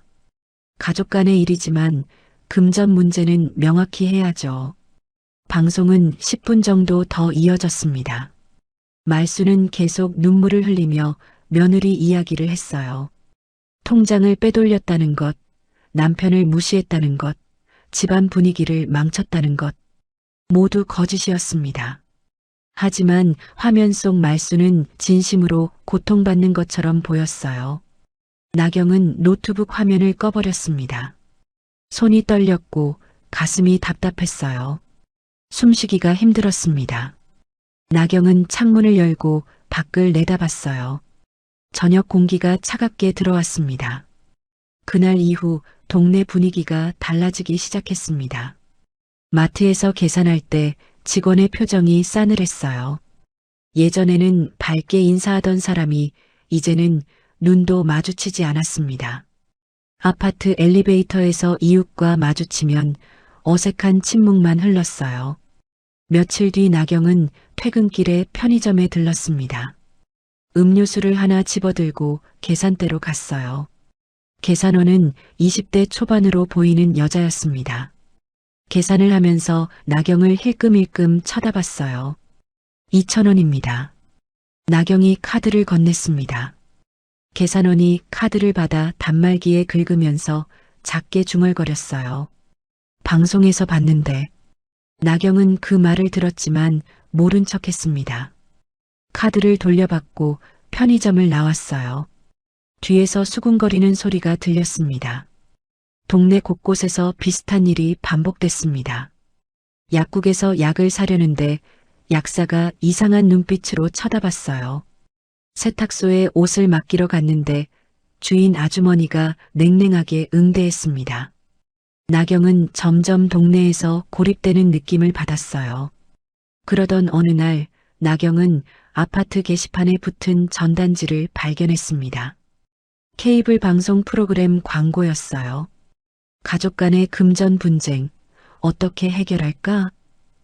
그 아래에는 작게 적혀 있었습니다. 실제 사연자 출연 화제. 나경은 전단지를 떼어내어 쓰레기통에 버렸어요. 하지만 소용없었습니다. 이미 많은 사람이 방송을 봤고 소문은 퍼졌어요. 병원에서도 변화가 느껴졌습니다. 동료들이 나경을 보는 눈빛이 달라졌어요. 점심시간에 함께 밥 먹자는 말도 줄었습니다. 누군가 나경에 대해 이야기하다가 나경이 지나가면 급히 입을 다물었어요. 나경은 해명하지 않았습니다. 뭐라고 설명해야 할지도 몰랐고 설명해봤자 믿지 않을 거라는 걸 알았어요. 그저 조용히 일을 했습니다. 환자를 돌보고 주사를 놓고 약을 조제했어요. 묵묵히 하루하루를 견뎠습니다. 그 무렵 새로운 소문이 돌기 시작했습니다. 나경의 전 남편 윤지호에게 여자가 있다는 것, 그 여자가 임신했다는 것. 동네 사람들은 수군거렸어요. 그러니까 이혼한 거 아니겠어? 며느리가 돈 빼돌리고 남편은 바람 피우고 완전 막장 집안이네. 시어머니만 불쌍하지 뭐. 나경은 그 소문들을 들었지만 아무 반응도 하지 않았습니다. 진실이 무엇인지 설명할 기회도 변명할 기회도 주어지지 않았어요. 사람들은 이미 결론을 내렸습니다. 나경이 나쁜 며느리라고, 집안을 망친 사람이라고.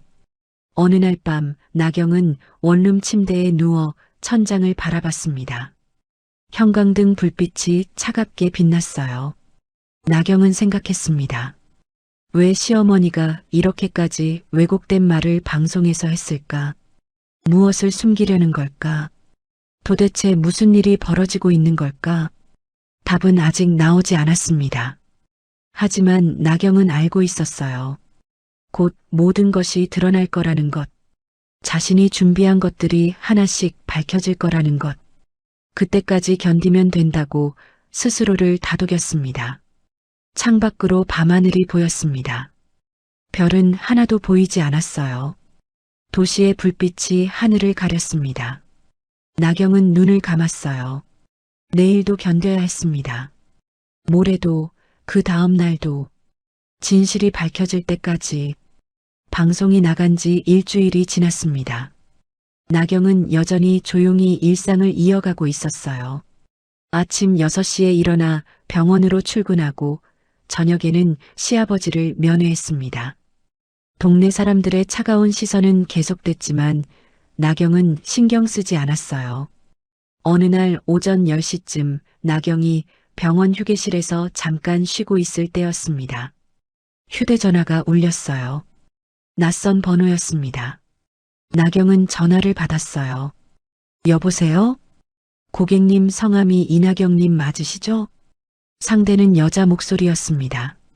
차분하고 정중한 말투였어요. 나경은 고개를 끄덕이며 대답했습니다. 네, 맞는데요. 안녕하세요. 한빛생명보험 특별자산관리팀입니다. 고액 신탁계약 관련해서 수익자 본인 확인이 필요해 연락드렸습니다.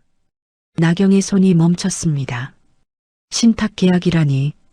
자신이 기억하는 보험은 회사 단체 실손보험뿐이었어요. 나경은 조심스럽게 물었습니다. 제가 가입한 건가요? 정확히는 고객님이 수익자로 지정된 특수자산보호 신탁입니다. 계약자는 윤창호 님이시고요. 시아버지 이름을 듣는 순간 나경의 가슴이 철렁 내려앉았습니다. 상대는 계속 말을 이었어요. 15년 전 가입된 기업 자산보호 신탁인데 수익자 정보 재확인과 지급 조건 검토가 필요합니다. 자산보호 신탁이요? 네, 당시 윤창호 회장님께서 사업체 운영하실 때 설계하신 특수 구조입니다. 보험과 신탁이 결합된 형태고요. 나경은 숨이 막혔습니다. 회장님이라는 호칭, 사업체, 자산보호 신탁. 단어들이 머릿속에서 맴돌았어요. 시아버지가 과거 사업을 했다는 건 알고 있었지만 이런 복잡한 구조를 만들어뒀다는 건 몰랐습니다.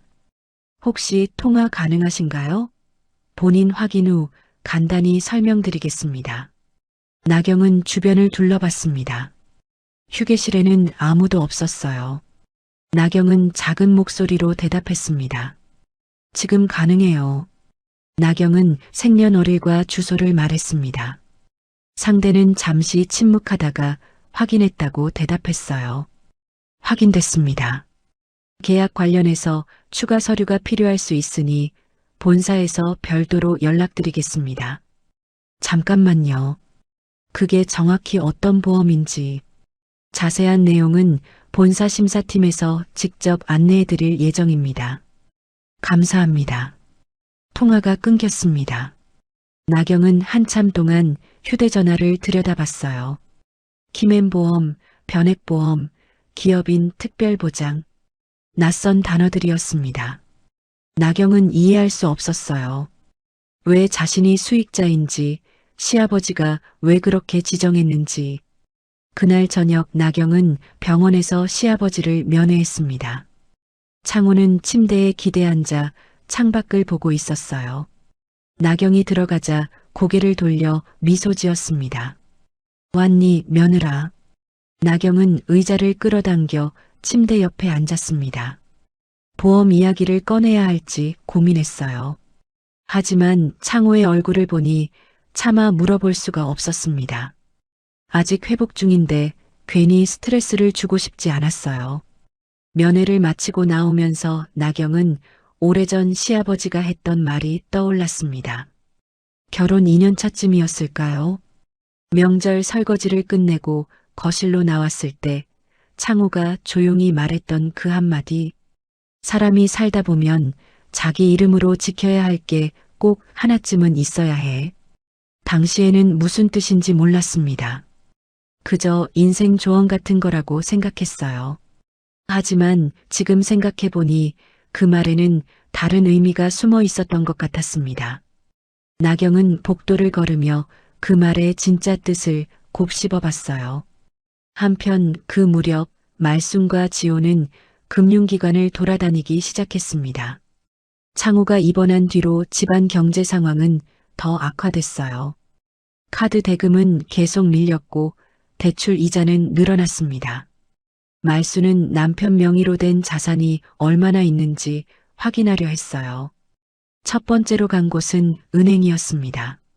말수는 창호의 통장과 도장을 들고 갔어요. 창구 직원에게 잔액 조회를 요청했습니다. 직원이 통장을 확인하더니 고개를 저었어요. 잔액이 10만 원 남았네요. 말순의 얼굴이 굳었습니다. 10만 원이라니. 과거 회사 운영할 때는 수억이 오갔는데 이제 고작 10만 원이라니. 말순은 다른 통장도 확인했지만 결과는 비슷했어요. 적금도 이미 해지된 상태였고 예금도 거의 없었습니다. 이상하네. 회사 정리하고 남은 돈이 분명히 있었는데. 말수는 중얼거리며 은행을 나왔습니다. 지호가 물었어요. 어머니, 아버지 보험은 확인 안 해봤어요? 맞아. 보험? 아버지가 회사 하실 때 큰 보험 들어놨다고 했었지. 두 사람은 보험 설계사에게 연락했습니다. 창호와 15년 넘게 거래했던 설계사였어요. 약속을 잡고 카페에서 만났습니다. 설계사는 노트북을 펴고 자료를 확인했어요. 윤창호 회장님 명의로 된 계약 찾아볼게요. 회장님. 그 호칭에 말순의 표정이 잠시 밝아졌습니다. 과거의 영광을 떠올리는 듯 했어요. 설계사는 화면을 스크롤하며 말했습니다. 있네요. 실손보험하고. 아, 이게 있네요. 기업 자산보호 신탁. 그게 뭐예요? 자산보호 신탁과 보험이 결합된 특수 상품입니다. 15년 전 회사 운영하실 때 설계하신 거예요. 지호가 앞으로 몸을 기울였습니다. 그럼 얼마나 돼요? 설계사는 화면을 자세히 들여다봤습니다. 그러다 눈이 커졌어요. 이거 특정 조건 충족 시 지급액이 300억 원이네요. 300억. 말순과 지호는 동시에 숨을 멈췄습니다. 300억이라니. 그 어마어마한 금액에 두 사람은 멍해졌어요. 말순이 떨리는 목소리로 물었습니다. 지금 뭐라고 하신 거예요? 300억 원입니다. 당시 50억 정도를 신탁 형태로 묶어두셨는데 장기 변액 구조라 투자 수익이 계속 쌓이고 복리로 불어나서 지금은 300억 규모가 됐네요. 지호의 입이 떡 벌어졌습니다. 말수는 가슴을 쓸어내렸어요. 300억. 빚도 갚고 전세 보증금도 마련하고 새 차도 사고 여행도 가고 모든 게 해결될 수 있는 돈이었습니다. 지금 바로 받을 수 있나요? 설계사가 화면을 확인하며 대답했습니다. 조건부 신탁이라 특정 조건을 충족해야 지급됩니다. 무슨 조건이요? 계약서를 보니 수익자의 이혼, 계약자의 의사무능력 상태, 가족 간 법적 분쟁 발생 등이 지급 조건으로 명시돼 있네요. 설계사는 화면을 다시 확인하더니 이상한 표정을 지었어요. 수익자가 좀 특이하게 돼 있네요. 뭐가 특이해요? 보통 이런 고액보험은 배우자나 자녀를 수익자로 지정하는데 설계사는 잠시 망설이다가 화면을 돌려 보여줬습니다. 수익자가 이나경님으로 등록돼 있어요.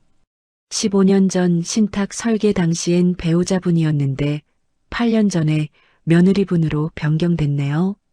8년 전 결혼 2년 차 때였습니다. 말순의 얼굴이 순식간에 굳어졌어요. 300억. 그 엄청난 돈이 며느리 앞으로 돼 있다니. 지호도 믿을 수 없다는 표정을 지었습니다. 말순은 숨을 고르고 다시 물었어요. 그럼 지금 받을 수 있는 거예요? 며느리가 이혼했잖아요. 설계사가 고개를 끄덕였습니다. 조건은 충족됐네요. 이나경 님이 최근 이혼 신고하셨죠. 그럼 지급 조건 중 하나가 충족된 겁니다. 말순의 눈빛이 번뜩였습니다. 하지만 설계사는 난처한 표정으로 말을 이었어요. 다만 이건 신탁 구조라 수익자만 청구할 수 있어요. 가족이라도 대신 받을 수 없습니다. 그리고 회장님께서 직접 수익자를 지정하신 거라 함부로 변경도 안 돼요. 말순의 얼굴이 창백해졌습니다. 지호가 급히 물었어요. 그럼 지금 수익자 변경할 수 있어요? 설계사가 고개를 저었습니다. 계약자 본인 동의가 있어야 하는데 지금 입원 중이시잖아요. 게다가 신탁 구조라 쉽지 않을 겁니다. 말순은 보험회사 본사에 직접 찾아가기로 했습니다. 며칠 뒤 말순과 지호는 보험회사 본사 건물에 도착했어요. 상담실에서 직원과 마주 앉았습니다. 윤창우 명의 기업 자산보호 신탁 수익자 변경하러 왔어요. 직원이 서류를 확인하더니 난처한 표정을 지었습니다. 죄송하지만 이 계약은 현재 특별관리 대상입니다. 수익자 변경이 불가능해요. 왜요? 신탁 형태로 설계된 계약이라 계약자가 직접 서면으로 동의하지 않는 한 어떤 변경도 안 됩니다. 게다가 이미 지급 조건이 충족됐어요. 무슨 소리예요? 수익자분이 이혼하셨죠. 그럼 계약서상 지급 조건 중 하나가 충족된 겁니다. 본래 수익자만 청구할 수 있는 구조예요. 말순이 목소리를 높였습니다. 남편이 동의하면 되는 거 아니에요? 지금 당장 병원 가서 사인 받아올게요. 현재 건강 상태로는 법적 효력 있는 서명이 어렵습니다. 게다가 직원은 화면을 확인하더니 더 난처한 표정을 지었어요. 이 계약은 내부 심사 중이라 지급 정지 상태입니다. 무슨 소리예요? 정확한 이유는 알 수 없지만 본사에서 특별관리 지시가 내려왔습니다. 심사가 끝날 때까지 어떤 변경이나 청구도 불가능합니다. 말순은 의자를 박차고 일어났습니다. 이것도 다 그년 짓이야. 300억을 자기 앞으로 돌려놨어. 직원이 당황하며 말했습니다. 계약은 15년 전에 체결됐고 수익자는 8년 전 변경됐으며 모든 절차가 적법하게 진행됐습니다. 말순은 주먹으로 책상을 쳤습니다. 지호가 어머니를 말렸지만 소용없었어요. 결국 두 사람은 빈손으로 돌아왔습니다. 차 안에서 말순은 이를 갈았습니다. 300억. 300억이야. 그게 다 며느리 앞으로 돼 있다니. 지호는 핸들을 잡은 손에 힘이 들어갔습니다. 300억. 상상도 할 수 없는 금액이었어요. 그것도 이미 조건이 충족돼서 받을 수 있는 상태인데 며느리 앞으로 돼 있다니 믿을 수 없었습니다. 그날 밤 나경은 원룸 창가에 서서 밤하늘을 바라봤습니다. 시아버지가 무언가를 준비했다는 것, 그 준비에 자신의 이름이 걸려 있다는 것. 아직 정확한 의미는 알 수 없었지만 곧 모든 게 밝혀질 거라는 예감이 들었어요. 보험금 지급이 막힌 뒤 말순의 조바심은 날로 커졌습니다. 집에는 독촉장이 계속 쌓였고 카드사에서는 매일같이 전화가 걸려왔어요. 대출 이자는 연체됐고 전기료마저 밀렸습니다. 말순은 밤마다 통장을 들여다보며 한숨만 쉬었어요. 어느 날 저녁 말순은 지호를 불러 앉혔습니다. 거실 테이블 위에는 메모지와 펜이 놓여 있었어요. 너 아버지 서명 흉내 낼 수 있지? 지호가 고개를 들었습니다. 말순의 눈빛이 이상하게 빛났어요. 그게 무슨 보험 수익자 변경하면 돼. 서류만 있으면 되거든. 아버지 서명만 똑같이 하면 아무도 모를 거야. 지호는 머뭇거렸습니다. 하지만 말순은 계속 압박했어요. 지금 우리 집이 어떤 상황인지 알아? 당장 다음 달 전세 만기인데 갱신비도 못 낸단 말이야. 이러다간 길거리에 나앉는다고. 지호는 입술을 깨물었습니다. 결국 고개를 끄덕였어요. 말수는 만족스럽게 웃으며 서류를 꺼냈습니다. 며칠 전 보험회사에서 받아온 수익자 변경 신청서였어요. 여기 서명란에 아버지 이름 쓰고 도장 찍어. 똑같이 해야 해. 지호는 펜을 집어들었습니다. 책상 서랍에서 아버지의 옛 서류를 꺼내 필체를 확인했어요. 윤창호. 세 글자를 여러 번 따라 써봤습니다. 처음에는 떨려서 제대로 되지 않았어요. 10번, 20번 연습하자 점점 비슷해졌습니다. 밤 11시가 넘었습니다. 지호는 마침내 신청서에 서명을 했어요. 최대한 아버지 필체와 비슷하게 썼습니다. 그리고 서랍에서 아버지 도장을 꺼내 찍었어요. 쿵 소리와 함께 빨간 도장 자국이 선명하게 찍혔습니다. 됐어. 이제 이걸 제출하면 돼. 말순이 서류를 들고 확인했습니다. 만족스러운 표정이었어요. 지호는 가슴이 두근거렸습니다. 뭔가 잘못되고 있다는 느낌이 들었지만 이미 늦었어요. 며칠 뒤 말수는 서류를 우편으로 발송했습니다. 등기로 보냈고 발송 확인증도 받았어요. 이제 일주일만 기다리면 심사가 끝날 거라고 했습니다. 말수는 매일 우편함을 확인했어요. 하지만 일주일이 지나도 답이 오지 않았습니다. 2주일이 지났을 때 전화가 걸려왔어요. 보험회사 본사였습니다. 지호가 전화를 받았어요. 윤지호님 맞으시죠? 네, 맞는데요. 최근에 제출하신 수익자 변경 서류 관련해서 연락드렸습니다. 지호의 등에 식은땀이 흘렀습니다. 상대는 차분한 목소리로 말을 이었어요. 필적 감정 결과 위조 의심 소견이 나왔습니다. 본사에서 경찰 신고 절차를 진행 중입니다. 지호의 얼굴이 하얗게 질렸습니다. 손에 쥔 휴대전화가 미끄러질 것 같았어요. 그게 무슨... 곧 경찰에서 연락할 겁니다. 출석 요구 있을 시 협조해 주시기 바랍니다. 전화가 끊겼습니다.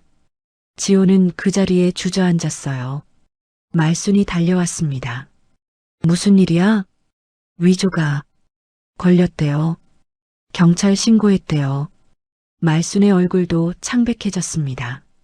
하지만 곧 표정을 바꾸며 지호를 다그쳤어요. 내가 제대로 안 했으니까 그렇지. 이제 어쩌려고.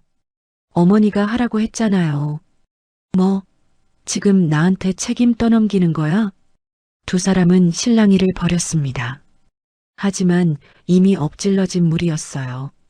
며칠 뒤 경찰서에서 출석 통보가 왔습니다. 사문서 위조 혐의였어요. 그 무렵 서유진과 관련된 소문도 터지기 시작했습니다.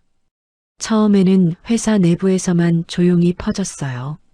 지호와 유진이 가까이 지낸다는 소문, 둘이 호텔에서 나오는 걸 봤다는 이야기. 하지만 말수는 유진의 임신 소식을 듣고 오히려 반겼습니다. 어느 날 오후 유진이 집을 찾아왔습니다. 말수는 유진을 반갑게 맞이했어요. 거실 소파에 앉히고 과일까지 내왔습니다. 임신했다며? 축하해. 유진은 배를 쓰다듬으며 미소 지었습니다. 네, 석 달 됐어요. 어머님, 저 정말 지호 오빠 좋아해요. 그래, 우리 지호도 너한테 마음 있는 것 같던데. 유진은 조심스럽게 말을 꺼냈어요.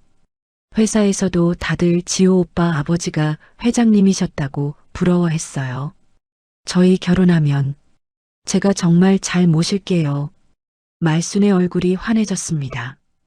회장님이라는 단어가 귓가를 간지렸어요. 과거의 영광이 떠올랐습니다. 그래, 우리 집안은 원래 잘 나갔지. 지금은 좀 어렵지만 곧 나아질 거야. 제가 들어와서 집안일도 도와드릴게요. 손자도 낳고요. 말수는 유진을 새 며느리로 들릴 생각을 했습니다. 나경은 이미 쫓아냈으니 유진이 들어오면 집안이 다시 정상화될 거라고 믿었어요. 게다가 손자까지 생기면 더 좋았습니다.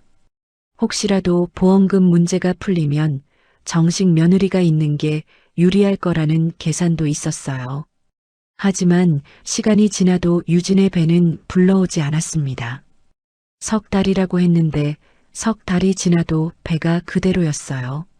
말수는 이상하게 생각했습니다. 어느 날 유진에게 병원 검진 결과를 보자고 했어요. 요즘 산부인과 자주 다니지? 초음파 사진 같은 거 있어? 유진은 당황하며 핑계를 댔습니다. 아, 그게 다음에 가져올게요. 왜 다음에? 지금 보여줘. 집에 두고 왔어요. 말순의 의심은 커져갔습니다. 며칠 뒤 유진이 다시 집에 왔을 때 말순이 다시 물었어요. 저번에 초음파 사진 가져오기로 했잖아. 오늘은 가져왔지? 유진의 얼굴이 굳었습니다. 그게 병원에서 아직 안 줬어요. 석 달이나 됐는데 초음파 사진을 안 줘? 말이 돼? 말수는 더 이상 참지 못했습니다. 유진의 배를 똑바로 쳐다봤어요. 석 달이 지났는데도 배는 전혀 나오지 않았습니다. 임신 초기라고 해도 뭔가 변화가 있어야 정상이었어요. 유진아, 솔직히 말해봐. 진짜 임신한 거 맞아? 유진은 뒤로 물러서며 시선을 피했습니다. 손이 떨렸고 입술을 깨물었어요. 말수는 한 걸음 더 다가갔습니다. 대답 못하는 거 보니까 확실하네. 너 거짓말한 거지? 유진의 눈에서 눈물이 흘렀습니다. 더 이상 버티지 못하고 고개를 떨궜어요. 죄송해요. 말순의 손이 떨렸습니다. 임신이 거짓이었다니. 말수는 당장 유진을 집 밖으로 끌어냈어요. 1시간 뒤 말수는 지호를 불러 앉혔습니다. 지호는 아무 말도 하지 못했어요. 임신이 거짓말이었어. 완전히 속았다고. 지호는 믿을 수 없다는 표정을 지었습니다. 그럴 리가. 유진이가 직접 자백했어. 처음부터 거짓말이었대. 지호는 소파에 무너져 앉았습니다. 모든 게 거짓이었다니. 회사에서도 어머니 앞에서도 자신에게도 거짓말을 한 거였어요. 그날 밤 지호의 회사 단체 채팅방에 사진 한 장이 올라왔습니다. 지호와 유진이 호텔 로비에서 나오는 모습이었어요. 누군가 몰래 찍은 사진이었습니다. 순식간에 회사 전체로 퍼졌어요. 다음 날 출근하자 동료들의 시선이 달라졌습니다. 수군거리는 소리가 들렸어요. 지호는 책상에 앉아 고개를 숙였습니다. 점심시간에 상사가 지호를 불렀어요. 윤대리, 잠깐 나와봐. 상사는 지호를 회의실로 데려갔습니다. 문을 닫고 조용히 말했어요. 회사 분위기 알지? 내가 계속 다니기 힘들 것 같아. 과장님, 제가 변명은 필요 없어. 권고사직서 쓰는 게 서로한테 좋을 거야. 지호는 고개를 떨구었습니다. 항변할 여지가 없었어요. 며칠 뒤 지호는 사표를 냈습니다. 12년을 다닌 회사였지만 하루아침에 잃었어요. 집으로 돌아온 지호는 소파에 앉아 멍하니 천장을 바라봤습니다. 보험 위조건으로 경찰 조사를 받아야 하고 회사에서는 쫓겨났고 유진의 거짓말까지 밝혀졌어요. 모든 게 무너지고 있었습니다. 말수는 방에 들어박혀 나오지 않았습니다. 가끔 방에서 울음소리가 들렸어요. 10년 동안 쌓아온 삶이 한순간에 무너지는 걸 느꼈습니다. 그날 밤 지호는 술을 마셨습니다. 편의점에서 소주 4병을 사와 혼자 마셨어요. 취기가 오르자 나경에게 전화를 걸었습니다. 나경은 전화를 받지 않았어요. 지호는 문자를 보냈습니다. 미안해. 내가 잘못했어. 하지만 답장은 오지 않았습니다. 새벽 3시쯤 지호는 소파에서 잠들었습니다. 빈 소주병들이 테이블 위에 나굴거렸어요. 집안은 어둡고 조용했습니다. 아무도 불을 켜지 않았고 아무도 말하지 않았어요. 며칠 뒤 경찰서에서 다시 연락이 왔습니다. 정식 조사를 위해 출석하라는 통보였어요. 지호는 경찰서로 갔습니다. 조사실에 앉아 조사를 받았어요. 서류 위조 경위, 동기, 공모자 여부, 모든 걸 자백했습니다. 어머니가 하라고 했어요. 저도 잘못인 줄 알았지만 담당 형사는 고개를 끄덕이며 기록했습니다. 조사는 2시간 넘게 이어졌어요. 지호는 지쳐서 고개를 떨궜습니다. 집으로 돌아오는 길, 지호는 자신의 인생을 돌아봤습니다. 10년 전 결혼했을 때는 행복할 줄 알았어요. 아내를 사랑했고 가족이 생긴다는 게 기뻤습니다. 하지만 어느 순간부터 모든 게 틀어지기 시작했어요. 어머니 말만 듣고 아내를 외면하고 다른 여자를 만나고 모든 선택이 잘못이었습니다. 지호는 집 앞에 도착해 멈춰섰습니다. 현관문을 열기가 두려웠어요. 안으로 들어가면 또 말순의 한숨소리를 들어야 했습니다. 지호는 한참을 서 있다가 결국 문을 열었어요. 집안은 여전히 어둡고 차가웠습니다. 경찰 조사가 끝나고 일주일이 지났습니다. 지호는 집에 틀어박혀 나오지 않았어요. 회사에서 잘렸고 서류 위조로 조사받고 유진의 거짓말까지 밝혀졌습니다. 모든 게 무너졌어요. 말수는 매일 밤 방에서 울었습니다. 300억이 눈앞에서 사라진 것 같았어요.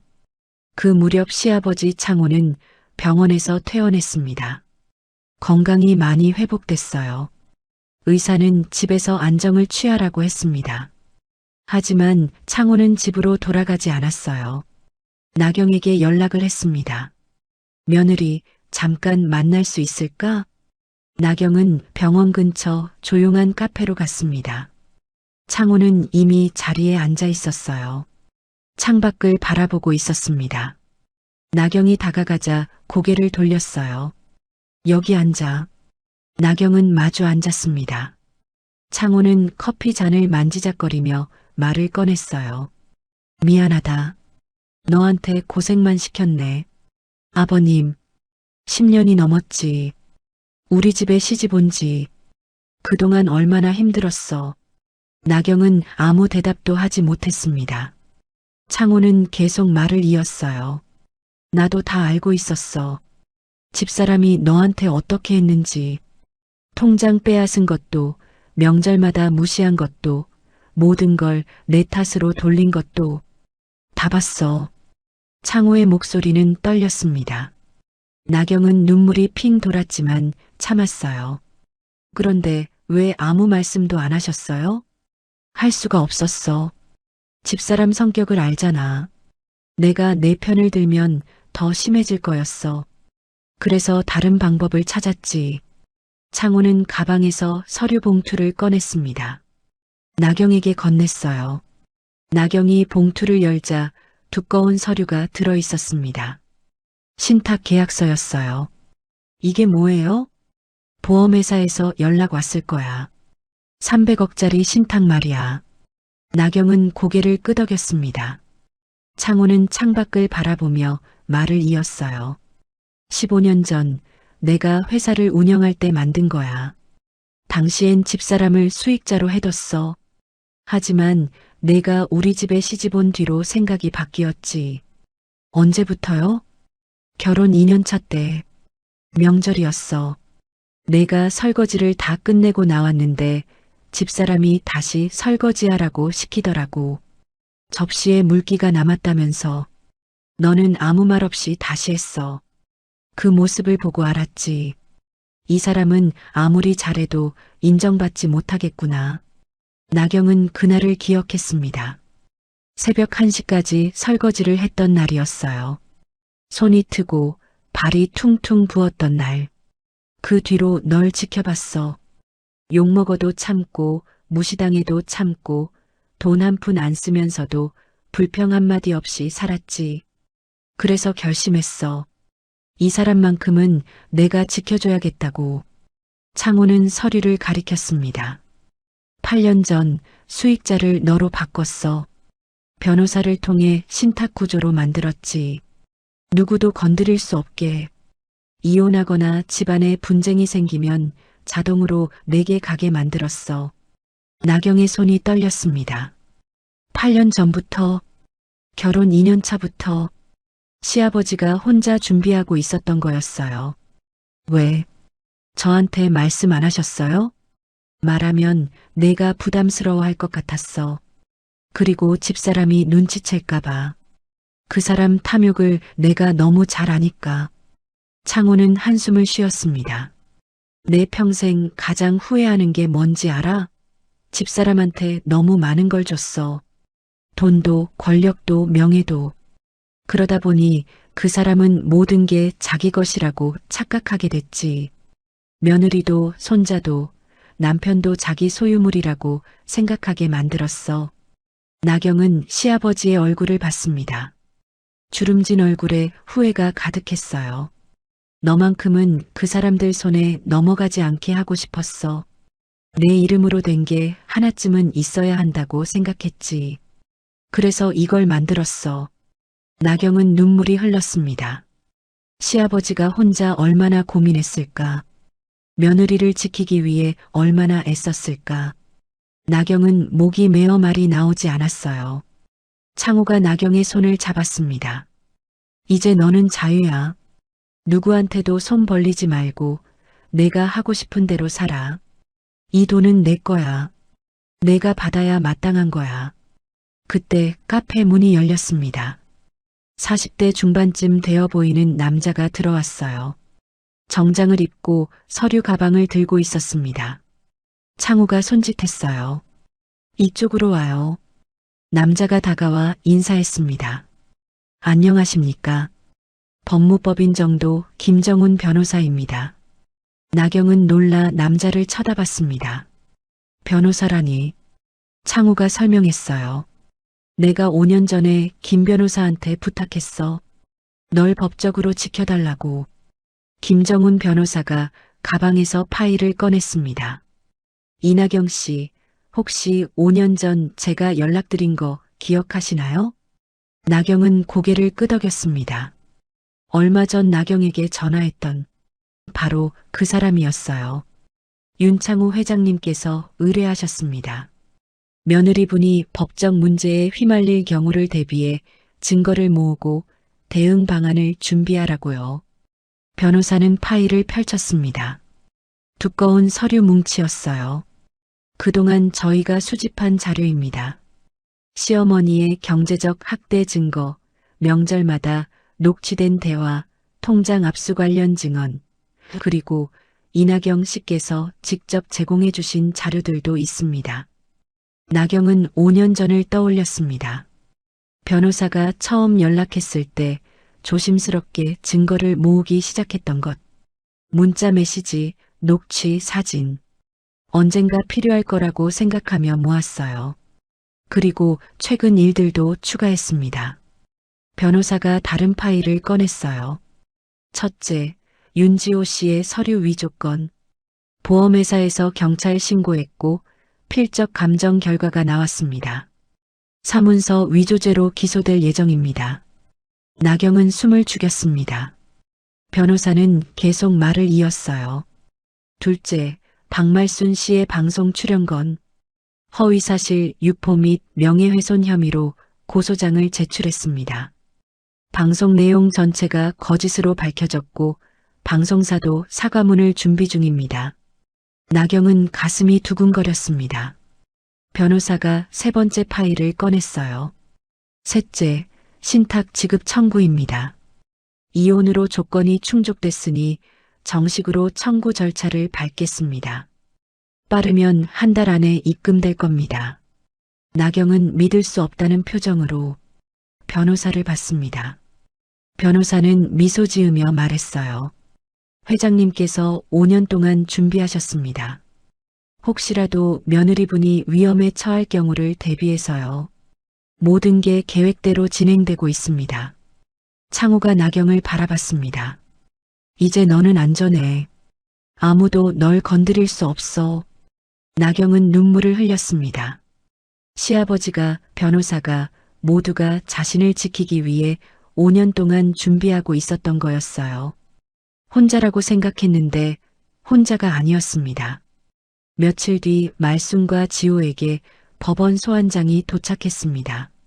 사문서 위조죄, 명예훼손죄, 두 장의 종이가 현관문 앞에 놓여 있었어요. 말순은 주저앉았습니다. 이게 어떻게 된 거야? 지호는 소환장을 들고 멍하니 서 있었습니다. 모든 게 끝났어요. 300억은 손에 닿지 않는 곳으로 갔고 범죄 기록만 남았습니다. 집은 텅 비어 있었고 미래는 보이지 않았어요. 그날 밤 나경은 원룸 창가에 앉아 밤하늘을 봤습니다. 별이 몇 개 보였어요. 10년 만에 처음으로 마음이 편안했습니다. 이제 시작이었어요. 새로운 삶의 시작. 한 달이 지났습니다. 어느 날 오전 나경의 휴대전화로 알림이 왔어요. 은행 입금 알림이었습니다. 나경은 화면을 봤어요. 숫자가 길게 이어져 있었습니다. 300억 원. 손이 떨렸습니다. 진짜였어요. 꿈이 아니었습니다. 나경은 그 자리에 주저앉았어요. 눈물이 흘렀습니다. 10년 동안 참았던 것들이 한꺼번에 쏟아져 나왔어요. 슬픔도 분노도 억울함도 아니었습니다. 그저 안도감이었어요. 이제 자유였습니다. 나경은 변호사에게 전화를 걸었습니다. 김정훈 변호사가 받았어요. 입금 확인하셨죠? 축하드립니다. 감사합니다. 정말 감사합니다. 회장님께서 정말 오래 준비하셨어요. 이나경 씨가 행복하게 살기를 바라셨죠. 나경은 전화를 끊고 창밖을 봤습니다. 햇살이 따뜻했어요. 10년 만에 처음으로 미래가 보였습니다. 그날 오후 나경은 부동산에 갔습니다. 중개인이 반갑게 맞이했어요. 어떤 집을 찾으세요? 방 2개짜리 아파트요. 조용한 곳으로요. 중개인은 몇 군데를 보여줬습니다. 나경은 강 근처 아파트 단지를 선택했어요. 20평 정도 되는 아담한 집이었습니다. 거실 창으로 강이 보였어요. 햇빛이 잘 들었습니다. 이걸로 할게요. 전세로 하시나요? 매매로 하시나요? 매매로요. 현금으로 살게요. 중개인은 놀란 표정을 지었지만 아무 말하지 않았어요. 며칠 뒤 계약이 완료됐습니다. 나경의 이름으로 된 첫 집이었어요. 나경은 시아버지에게 연락했습니다. 윤창호는 요양원에 입소한 상태였어요. 말순과 함께 살 수 없다고 판단했기 때문이었습니다. 나경은 요양원을 찾아갔어요. 창호는 정원 벤치에 앉아 있었습니다. 햇빛을 쬐이고 있었어요. 나경이 다가가자 웃으며 손을 흔들었습니다. 왔구나. 아버님, 건강은 좀 어떠세요? 좋아. 여기 음식도 괜찮고 사람들도 친절해. 나경은 옆에 앉았습니다. 창호가 먼저 말을 꺼냈어요. 돈 받았지? 네. 어제 입금됐어요. 다행이네. 이제 내가 하고 싶은 거 다 해. 나경은 고개를 숙였습니다. 창호는 정원을 바라보며 말을 이었어요. 나는 이제 여기서 편하게 지낼 거야. 집사람하고는 떨어져 있는 게 서로 좋을 것 같아. 지호도 이제 자기 인생 살아야지. 아버님, 너한테 미안해. 우리 가족이 너한테 너무 못했어. 하지만 이제 다 끝났어. 너는 이제 자유야. 창호가 나경의 손을 잡았습니다. 내가 행복하게 사는 게 나한테는 가장 큰 위로야. 알겠지? 나경은 눈물을 닦았습니다. 창호는 부드럽게 웃었어요. 요양원비는 내 연금으로 충분해. 너 신경 쓰지 말고 내 인생 살아. 그리고 가끔 놀러와. 같이 산책하자. 네, 아버님. 자주 올게요. 나경은 요양원을 나오며 뒤돌아봤습니다. 창호가 손을 흔들고 있었어요. 마지막으로 받은 진짜 가족의 사랑이었습니다. 그 무렵 방송사에서 공식 사과문이 발표됐습니다. 방송사는 홈페이지와 뉴스를 통해 사과했어요. 박말순의 주장이 전부 거짓으로 밝혀졌고 이나경 씨에게 큰 피해를 입혔다는 내용이었습니다. 방송 영상도 삭제됐고 해당 프로그램도 폐지됐어요. 동네에서 나경을 보는 시선이 바뀌기 시작했습니다. 마트에서 마주친 아주머니가 먼저 인사했어요. 나경 씨, 그동안 힘들었죠? 방송 봤어요. 다 거짓이었다면서요? 네. 괜찮아요. 우리가 오해했네요. 미안해요. 나경은 미소를 지었습니다. 용서는 했지만 잊지는 않을 거였어요. 그저 앞으로 나아갈 뿐이었습니다. 한편 말순과 지호의 집에는 전세 만료 통지서가 날아왔습니다. 갱신비를 낼 돈이 없었어요. 지호는 여전히 백수였고 서류 위조건으로 벌금형을 받았습니다.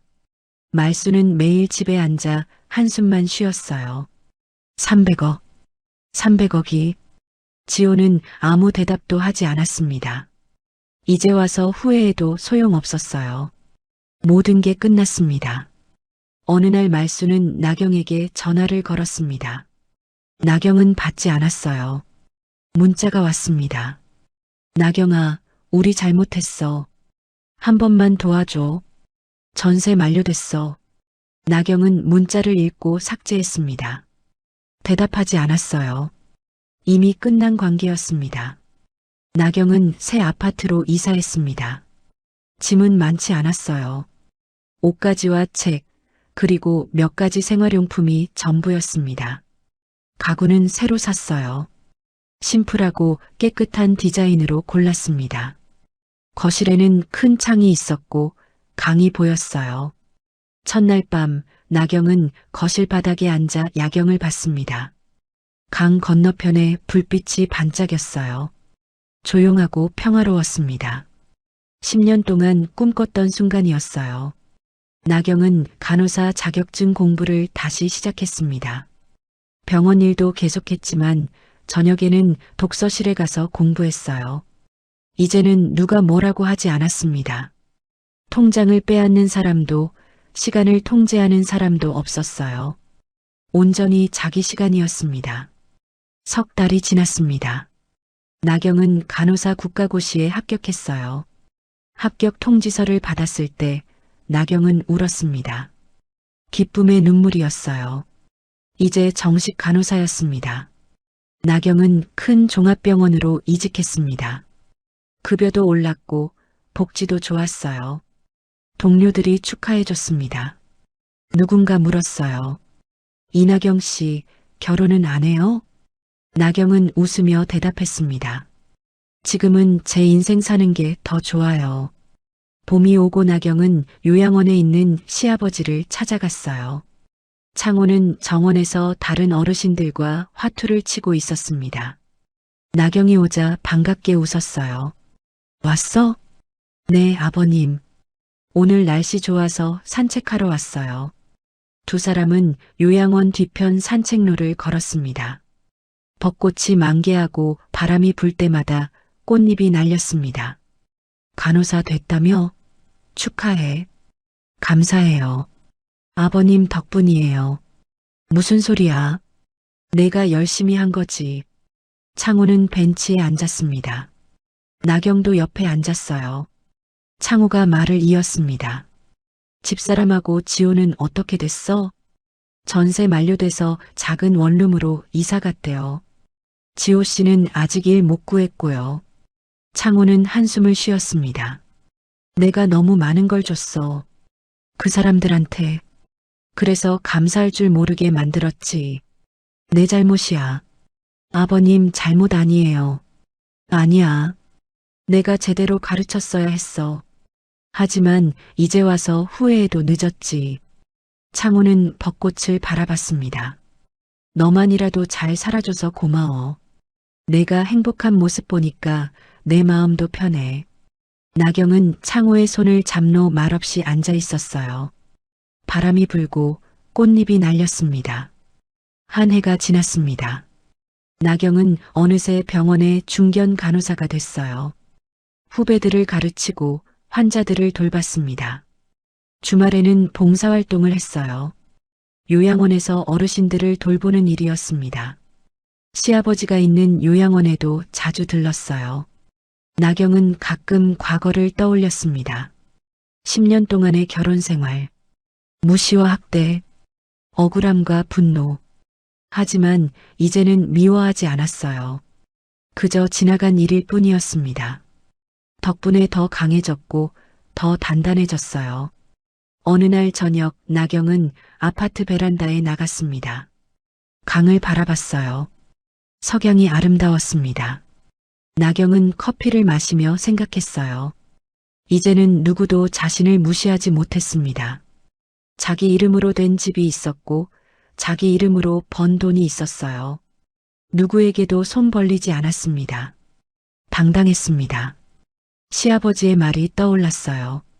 사람이 살다 보면 자기 이름으로 지켜야 할 게 꼭 하나쯤은 있어야 해. 이제 그 말의 의미를 알았습니다. 자기 것이 있어야 자유로워진다는 것. 누구에게도 의지하지 않고 설 수 있다는 것. 나경은 미소 지었습니다. 이제 시작이었어요. 새로운 삶의 시작. 누구도 빼앗을 수 없는 온전히 자신만의 삶. 저 멀리 강 너머로 해가 지고 있었습니다. 오늘이 끝나고 내일이 올 거였어요. 나경은 내일이 기대됐습니다. 처음으로, 때로는 침묵이 가장 큰 사랑입니다. 시아버지 윤창호는 8년 동안 말없이 며느리의 미래를 준비했고 이나경은 10년 동안 참으며 자신의 길을 걸었습니다. 진짜 힘은 소리 없이 자라고 진정한 자유는 자기 이름으로 지킨 것에서 시작됩니다. 당신의 이름으로 지킬 것은 무엇인가요? 오늘 들려드린 이야기가 하루를 견디는 힘이 되었길 바랍니다. 구독과 좋아요 눌러주시고 주인공에게 하고 싶은 말은 댓글로 남겨주세요. 고향 사연이 언제나 함께하겠습니다.